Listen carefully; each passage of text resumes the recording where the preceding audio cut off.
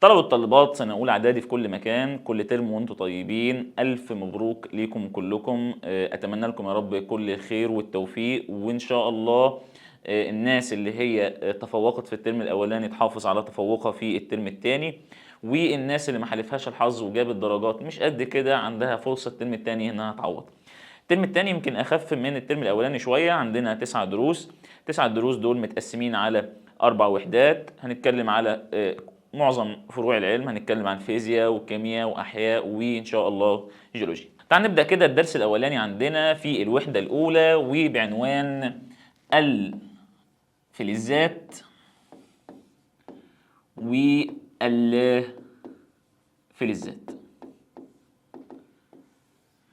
طيب مستر هناخد ايه في الدرس ده؟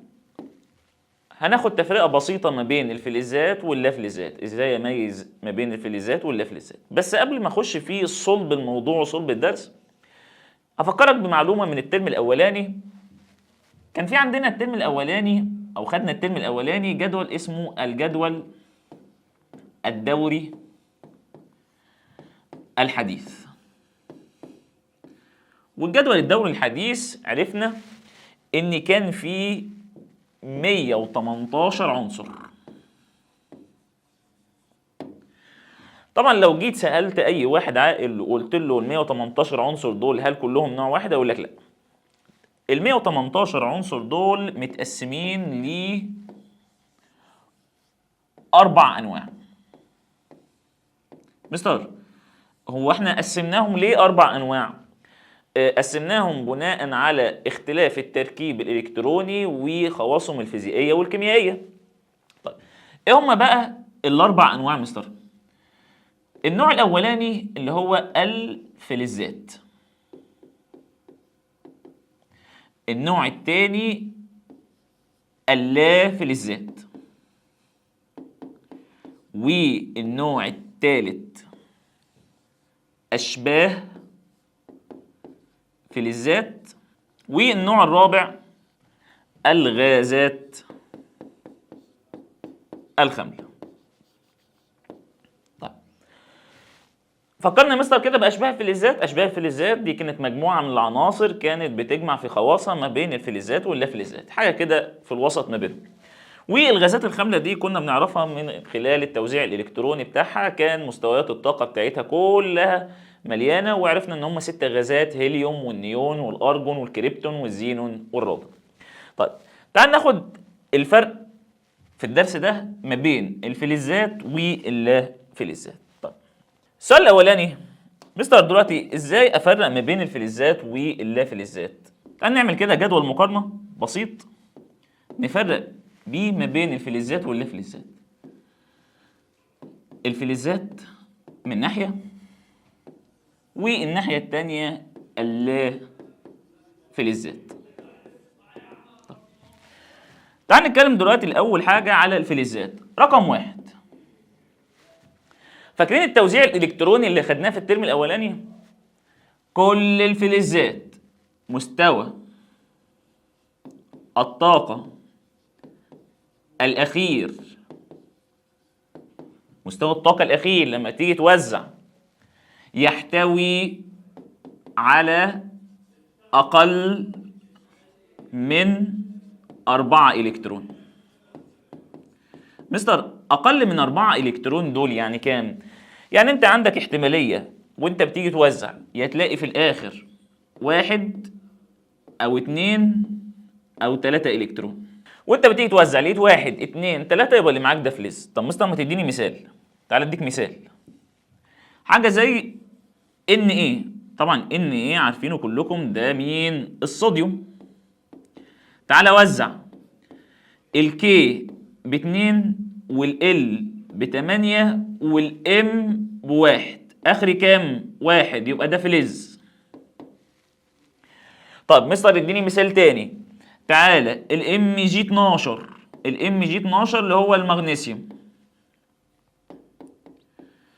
وزع الكي ب2 والال ب8 والام ب2، اخرك كام؟ اخر 2 مستر، يبقى ده فلز. طيب تعالى لي مثال تالت. الألمونيوم 13.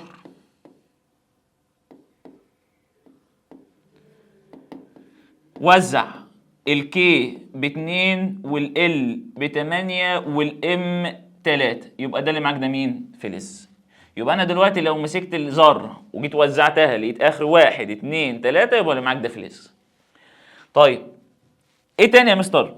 رقم 2، كل الفلزات لها بريق معدني. مستر يعني ايه لها بريق معدني؟ يعني لها سطح لامع، يعني من الاخر كده بتلمع. كل العناصر الفلزيه بتلمع. مثل ما تديني مثال زي الحديد وزي الالومنيوم والذهب والنحاس، كل دول فلزات. طيب ايه تاني؟ رقم 3، الفلزات كلها عباره عن مواد صلبه. كل الفلزات مواد صلبه عدا مين يا مستر؟ اتش جي. مين اتش جي ده يا مستر؟ اللي هو الزئبق. الزئبق بيكون سائل. يبقى انا كل الفلزات عباره عن مواد صلبه ناشفه ما عدا طبعا الزئبق. ايه؟ الزئبق بيكون سائل. رقم 4، لها درجه انصهار مرتفعه. يعني ايه يا مستر؟ يعني لو انت عاوز تسيح فلز معين لازم ترفع درجة حرارته لدرجات حرارة عالية جدا. مثلا زي الحديد، عشان تسيح الحديد محتاج 1538 درجة. طيب عاوز مثلا اسيح مثلا النحاس، تقريبا عاوز اكتر من 1000 درجة عشان تسيح النحاس، فبالتالي درجة انصهارها بتكون مرتفعة جدا. طيب ايه تاني يا مستر؟ رقم 5، جيدة التوصيل للكهرباء والحرارة. جميع الفلزات بتوصل كهرباء وحرارة بشكل جيد جدا. طب الدليل على كده اقول لك، اسلاك الكهرباء بتبقى مصنوعة من النحاس. ممكن يجي لك سؤال علل ليه اسلاك الكهرباء مصنوعة من النحاس؟ لانها جيدة التوصيل للكهرباء من الفلزات. طيب حلل الطهي، حلل الطبيخ بتبقى مصنوعة معظمها من الالومنيوم. اشمعنى الالومنيوم مثلا؟ لان الالومنيوم بيكون موصل جيد للحرارة، وبالتالي هنا كل الفلزات واللا فلزات بتكون جيدة التوصيل للكهرباء والايه؟ والحرارة. طيب ايه تاني يا مستر؟ تعالى ليه ميزة تانية موجودة في الفلزات. 6، قابلة للسحب والطرق والتشكيل. مستر يعني ايه الكلام ده؟ مش فاهم. قابلة للسحب والطرق والتشكيل يعني انت لو معاك اي فلز ممكن تشكله زي ما انت عاوز. زي مين كده؟ زي الذهب. ابسط مثال للتشكيل المعادن الذهب. كل المصنوعات الذهبية مصنوعة من الذهب، بيسيحوها بقى ويعملوا منهم مشغولات الذهبية زي الخواتم زي الانسيالات زي السلاسل، الكلام ده كله. طيب الحديد بنعمل منه اشكال كتير جدا. طيب النحاس بنعمل منه اشكال كتير جدا. فبالتالي كل الفلزات بتكون قابله للسحب والطرق والايه؟ والتشكيل. يبقى دي الست خواص بتوع الفلزات. رقم 1، مستوى الطاقه الاخير بيحتوي يا اما على 1 او 2 او 3 الكترون. رقم 2، كلها مواد بتلمع. رقم 3، كلها مواد صلبه ما عدا الزئبق بيكون سائل. رقم 4، درجة انصهارها مرتفعة، لو انت عاوز تسيحها لازم تسخنها تسخين شديد. رقم 5، جيدة التوصيل للكهرباء والحرارة. رقم 6، قابلة للسحب والطرق والايه؟ والتشكيل. وقلنا هنا ممكن يجي لك سؤالين علل ليه النحاس مصنوع منه اللي هي اسلاك الكهرباء؟ لان النحاس من الفلزات جيدة التوصيل للكهرباء. ممكن يجي يقول لك ليه الالومنيوم بنصنع منه اواني الطهي؟ لانه جيد التوصيل للحرارة. طيب تعالى للافلزات. هعكس الكلام ده كله في اللافلزات. رقم 1، مستوى الطاقة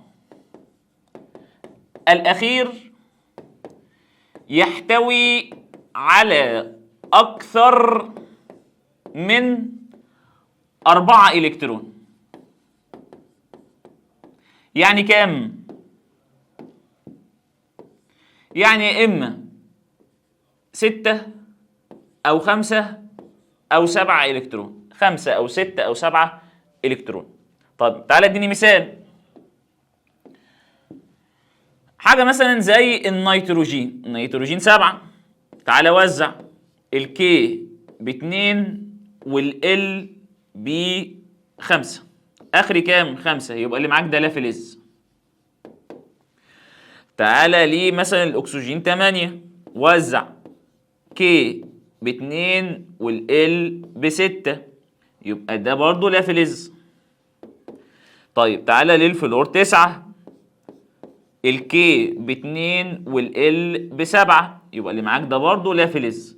يبقى انت لو جيت وزعت ولقيت اخرك 5 6 7، يبقى اللي معاك ده لا فلز. الكلام ده كله بينطبق على مين؟ على كل اللا فلزات، بس ما عدا مين؟ ما عدا عنصرين مهمين جدا تخلي بالك منهم، اللي هو الهيدروجين. اشمعنى مثل الهيدروجين؟ لان الهيدروجين من ضمن اللا فلزات، بس هو اساسا العدد الذري بتاعه 1.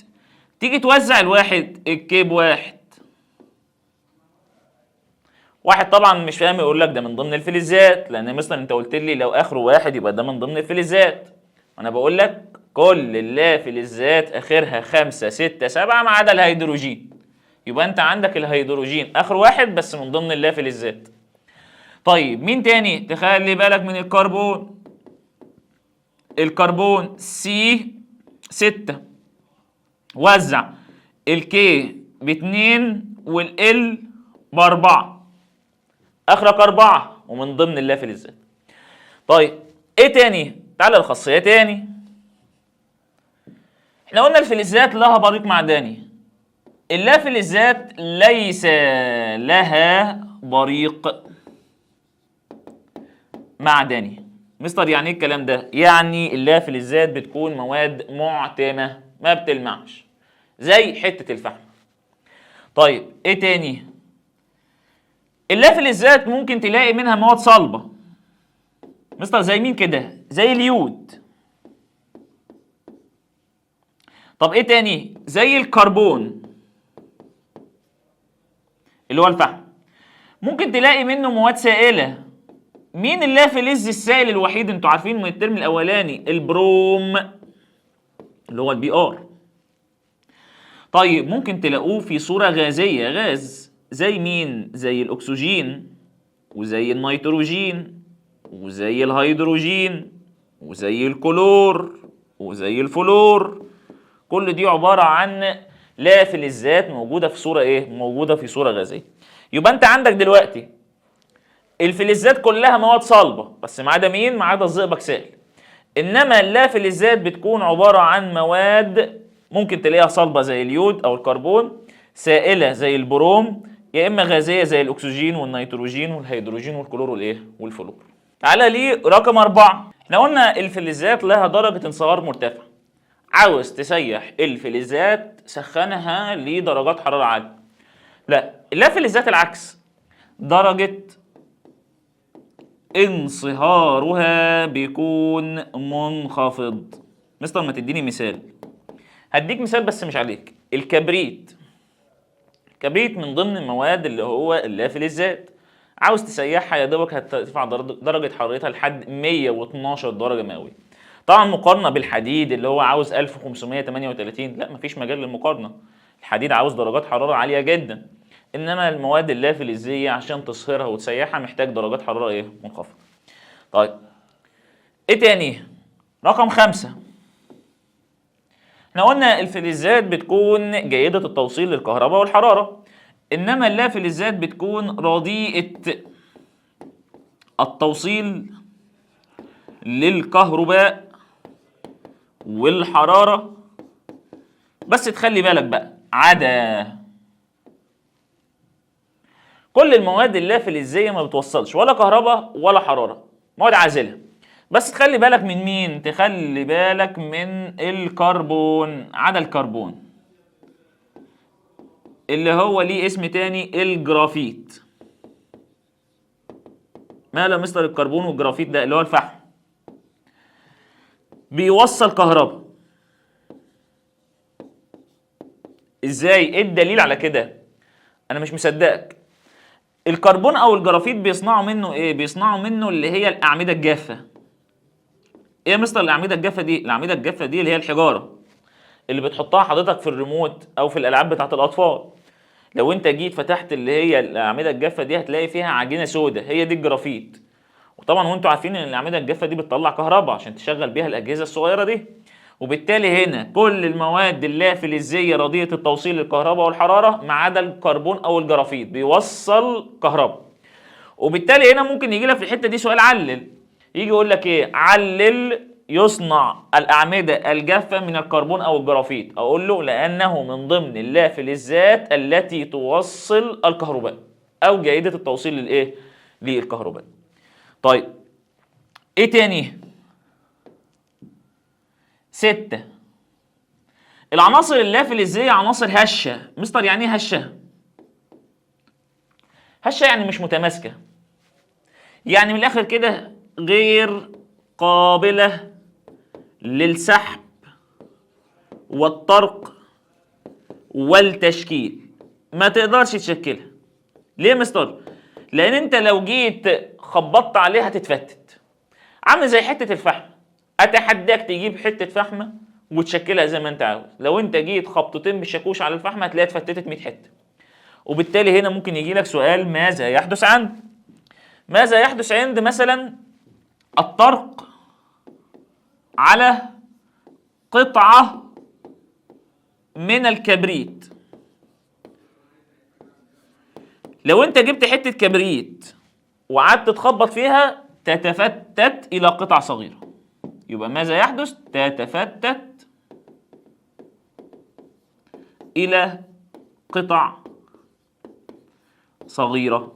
ليه يا مستر؟ لان الكبريت من ضمن اللافلزات، واللافلزات بتكون غير قابله للسحب والطرق والايه؟ والتشكيل.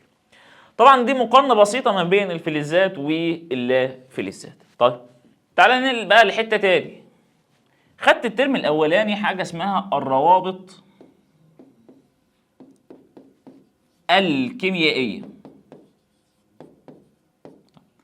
وعرفت ان الروابط الكيميائيه دول نوعين، يا اما روابط ايونيه يا اما روابط تساهميه. فكرنا مستر كده، هي الرابطه الايونيه بين مين ومين؟ الرابطه الايونيه دي كانت ما بين فلز ولا فلز.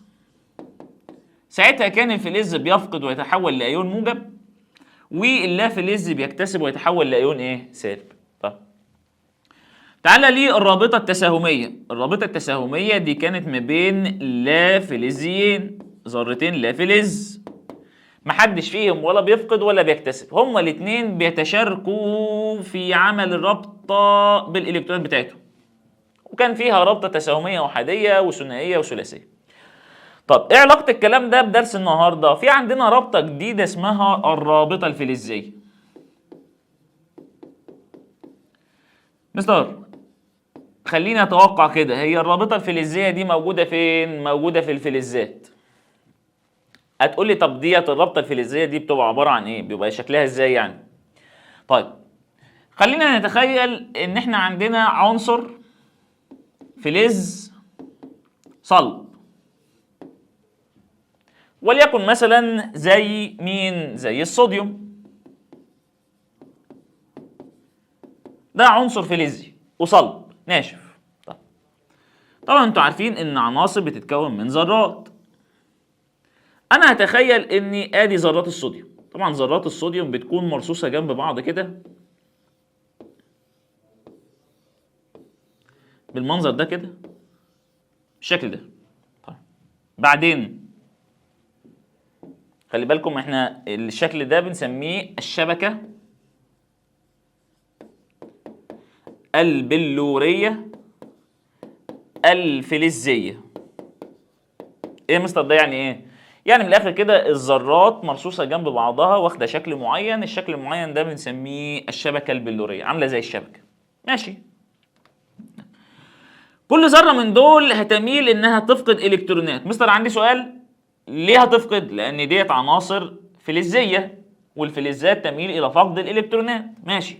الذره دي فقدت، دي فقدت، دي فقدت، دي فقدت، ادي الكترونات، ادي الكترونات، كل ذره فقدت. مستر ده بقى في الشبكه البلوريه الكترونات كتير. الالكترونات الكتير دي محدش واخدها، لسه موجوده جوه الشبكه، محدش خدها يعني، وبتفضل خلي بالك تتحرك في وسط الشبكه البلوريه وتكون حاجه اسمها سحابه الكترونيه. يبقى الالكترونات اللي انا فقدتها موجوده لسه جوه الشبكه، محدش خدها، وعماله بتلف وسط الايه، وسط الذرات، وبتكون حاجه اسمها سحابه ايه، سحابه الكترونيه. طيب ما تنساش ان الالكترونات دي بتكون ايه، بتكون سالبه الشحنه، والذرات بعد ما فقدت اتحولت لايونات ايه، ايونات موجبه. مستر ده كده اصبح عندك شحنتين مختلفتين يحصل ما بينهم قوه ايه، قوه تجاذب. يبقى هنا في قوه تجاذب ما بين الالكترونات دي اللي هي السحابه الالكترونيه والايونات الموجبه. قوه التجاذب دي او قوه التماسك دي بنسميها الرابطه الايه، الفلزيه. يبقى الرابطه الفلزيه لو جيت عرفتها هي قوة التجاذب بين كام حاجة؟ حاجتين، أيونات الفلز الموجبة، ومين تاني يا مستر؟ وسحابة إلكترونات التكافؤ السالبة المحيطة بها. يبقى الرابطه الفلزيه دي من الاخر كده هي عباره عن قوه تجاذب بين حاجتين، موجب وسالب. الموجب هي الايونات بعد ما فقدت، والالكترونات السالبه اللي انا فقدتها. طيب مستر عندي سؤال، طبعا الرابطه الفلزيه دي مش موجوده غير في الفلزات بس.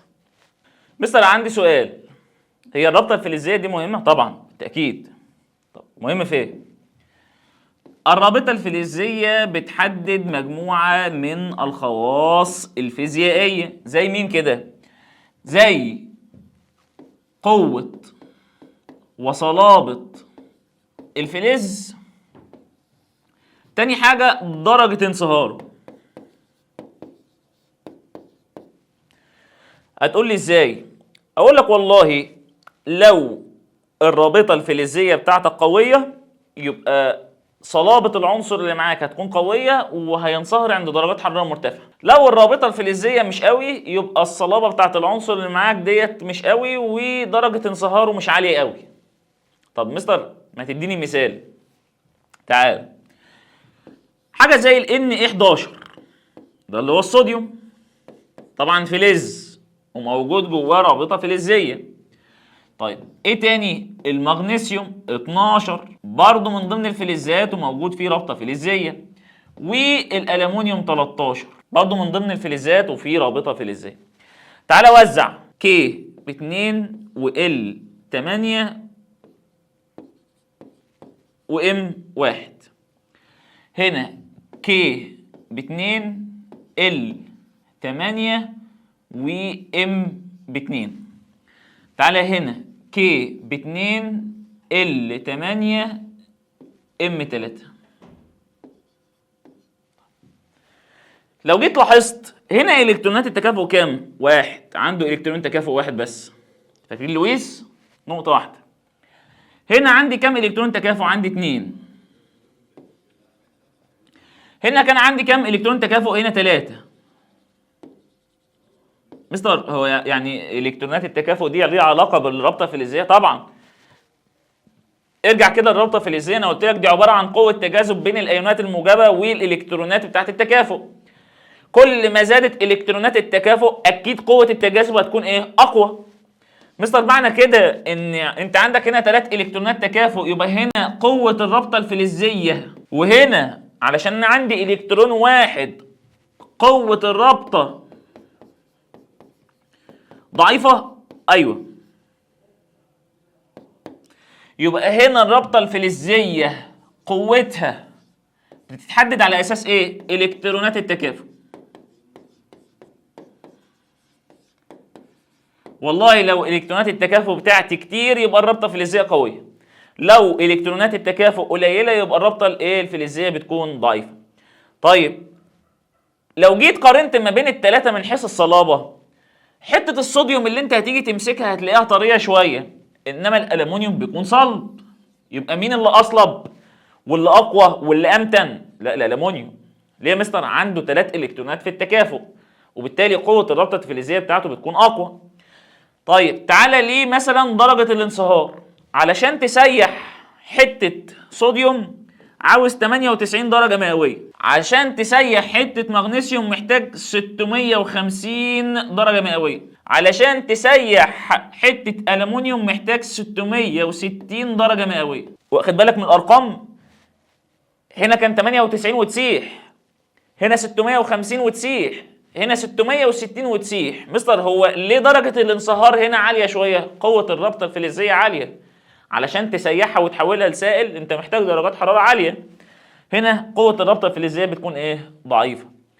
وبالتالي يجي يقول لك ايه؟ علل. العلل ده مهم قوي. درجة انصهار الفلزات اعلى من اللافلزات.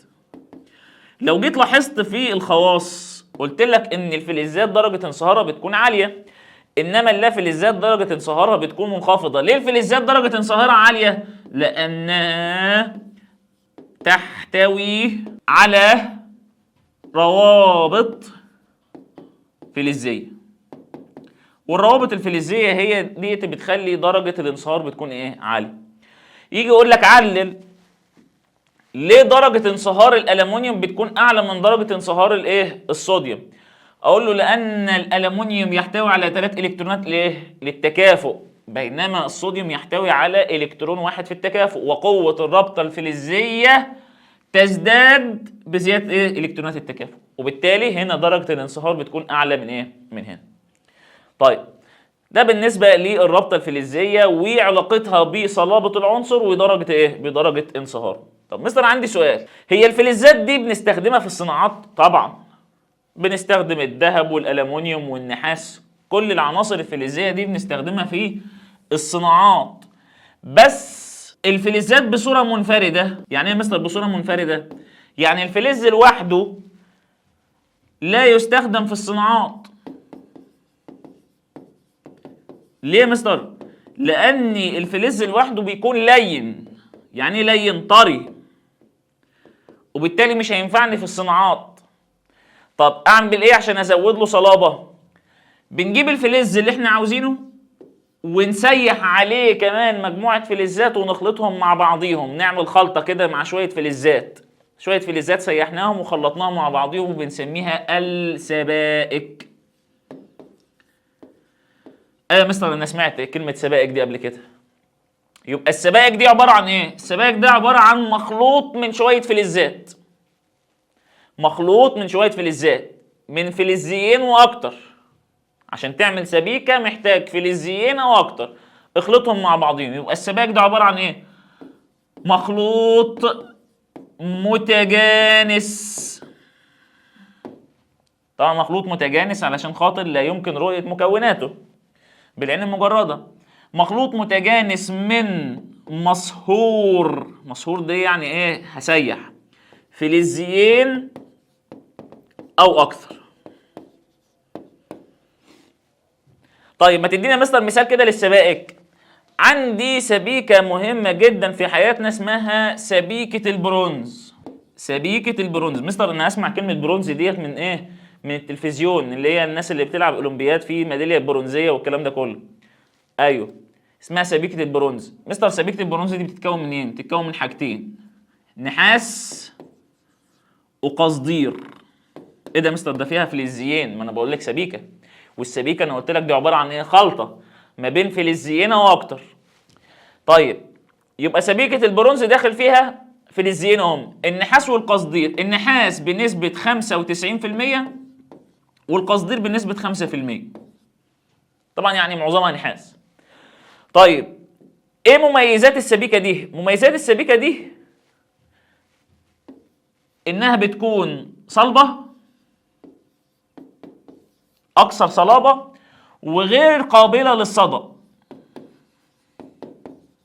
يعني ايه مثلا غير قابله للصدى؟ يعني ما بتصديش. ما فيش واحد خد ميداليه برونزيه في اي اولمبياد بعد كده صدت بعد يومين، ما بتصديش. طيب بنستخدمها في ايه يا مستر؟ بنستخدمها في صناعة الميداليات. ايه تاني؟ الحلي. ايه تاني؟ التماثيل، زي تمثال كده اسد قصر النيل، كوبري قصر النيل من سبيكة البرونز. يبقى انت عندك سبيكة البرونز من النحاس والقصدير، ادي فلزين مخلوطين مع بعضهم اداني سبيكة 95% و5%. طبعا بتتميز بانها صلبة وغير قابلة للصدأ، ما بتصديش، واهميتها بنصنع منها الحلي والتماثيل والميداليات. طيب مستر عندي سؤال، هو دلوقتي بعد ما استخدم الفلزات دي وعمرها الافتراضي هينتهي برميها، هل بعد كده بنستخدمها تاني؟ طبعا. الدليل على كده الكنزات اللي انت حضرتك بتشرب منها، اللي هي المياه الغازيه، اللي هي البيبسي والميريندا والكلام ده كله، بترميها، في ناس بتلمها وبعد كده بتوديها للمصانع، بتعمل لها حاجه اسمها اعاده تدوير. وانت فاهم كويس يعني ايه اعاده تدوير. يبقى اعاده التدوير هنا، اعاده التدوير دي معناها تحويل المخلفات إلى مواد صالحة للاستخدام. في إعادة التدوير باخد المخلفات دي وأعيد تصنيعها من تاني بحيث استخدمها من أول وجديد. طيب في العملية دي بنستخدم أو بنعمل تدوير لمين؟ ممكن نعمل تدوير للنحاس والحديد والألومنيوم. الناس اللي هم بتوع الروبابيكيا اللي بيلموا الايه، بيلموا الحاجات دي بيوديها للمصانع وبيعملوا لها إعادة تدوير. مستر طب هو ليه بنعمل للمعادن دي إعادة تدوير؟ لثلاث أسباب. رقم واحد، انخفاض نسبة تواجدها في القشرة الأرضية. يعني ايه يا مستر الكلام ده؟ يعني ايه هي موجودة في القشرة الأرضية الحديد والنحاس والألمونيوم ولكن بكميات قليلة، مصيرها تنتهي. لو انت ما عدتش او ما عملتش اعاده تدوير المعادن ديت في يوم وليله ممكن تنتهي منك، تخلص. وبالتالي علشان احافظ على المخزون اللي عندي بعمل اعاده تدوير. يبقى السبب الاولاني اني بعمل اعاده تدوير، هم موجودين بس نسبتهم قليله. رقم اتنين، صعوبه استخلاصها من الخامات. علشان تطلع المعادن ديت من باطن الارض من الخامات بتاعتها محتاج طبعا اجراءات كتير جدا. صعب جدا ان انت تطلع المعادن دي، مش بسهولة. وبالتالي هنا ده بيخلي الناس تصرف تكاليف كتير. يبقى السبب الثالث هي ارتفاع تكاليف استخلاصها عن إعادة تدويرها. أصحاب المصانع يقول لك إيه، أنا لسه هستخلص وأجيب من بطن الأرض؟ لا، أنا هعمل إعادة تدوير بالنسبة لي أرخص. يبقى أنا بعمل هنا إعادة تدوير للنحاس والحديد والألمونيوم لثلاث أسباب محدش ينساهم.